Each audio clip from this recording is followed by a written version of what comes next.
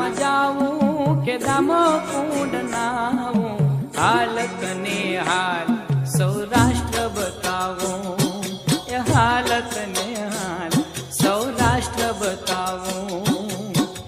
દ્વારિકામાં જાવું જ્યાં ગોમતી મનાવું, દ્વારિકામાં જાવું જ્યાં ગોમતી મનાવું, હાલત ને હાલ મારો દેશ બતાવો, એ હાલત ને હાલ મારો દેશ બતાવો.